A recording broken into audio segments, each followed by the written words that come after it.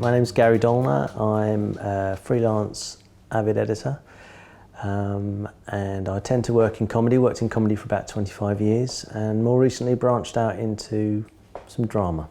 My editing process has actually changed over about the last 18 months. I was lucky enough I worked on a show called Wanderlust just about a year and a half ago, and the first assistant, he was telling me about some of the processes that other editors use, and I used to, quite old-fashioned, used to make loads of notes. I used to go through reams of books, and now when I look at a scene, I just watch all the rushes and just make a selects reel, which is easily done. And you can just do it on the fly as you're watching material, and if there's a line or a look, if you do it roughly in order, you can then refine that quite quickly, and within quite a short space of time you can have a cut scene.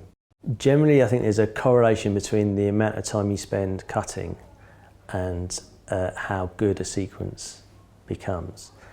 You can overcut a sequence, but the key to that is knowing that when I've done the assembly, I know the material so well, and I'm pretty sure that most of the finished cut exists within that. You then go into a different level, and you're really doing quite sort of close-up surgery. Really, it does really sharpen up a sequence. And yeah, most editors are going to say, well, I could have done with another few more weeks on it. I've had a lot of influences where that you've got to cram so much in, and so I've always had an eye on pacing and keeping things quite energetic. And one of the things that I liked about Killing Eve that I tried to introduce was, often scenes will have an internal logic, so they'll have a beginning, a middle and end.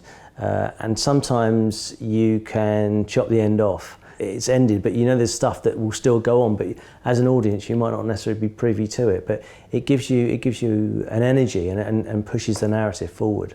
The opening episode was a real challenge because I've always liked the security of dense dialogue, and the opening scene had no dialogue at all. And then it was Phoebe's suggestion to go with a certain style of music, and that helped in terms of a rhythm and a pace. But I've still felt unsure as to how this whole opening scene of this brand new show was going to happen without any words.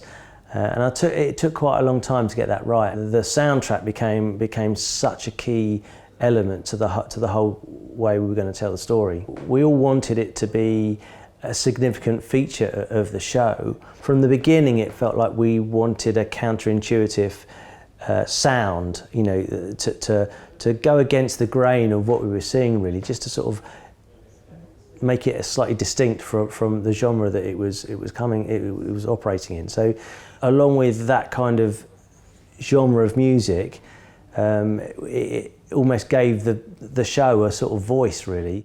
I think one of the things that worked really well was the constant flipping between, quite sort of dark moments of dramatic tension, often being undercut with some comic timing of some things that were funny. So, yeah, for me, I think there's a really interesting relationship between. It's the dark areas of comedy that I gravitate towards anyway, but I think there's an interesting relationship between some dramatic tension and some comic relief. I think they can live quite interestingly together.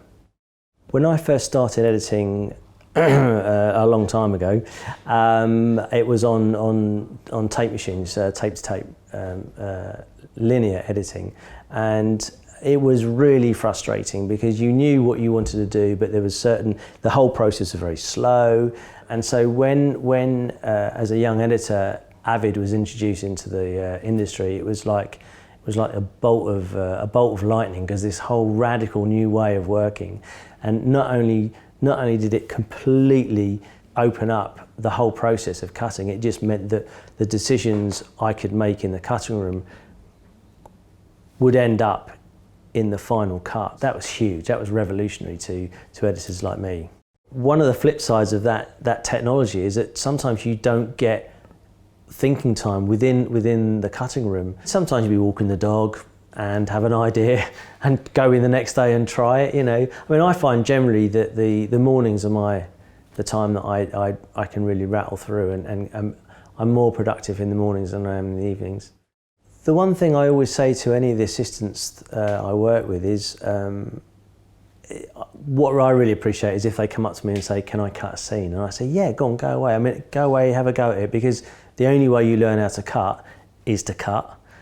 And you've got, even if we don't end up using it, you've just got to have time to find, you carve out some time in your day to take the rushes and have a go at it. And it's like, the classic 10,000 flying hours, you've got to do it in order to get to the next stage.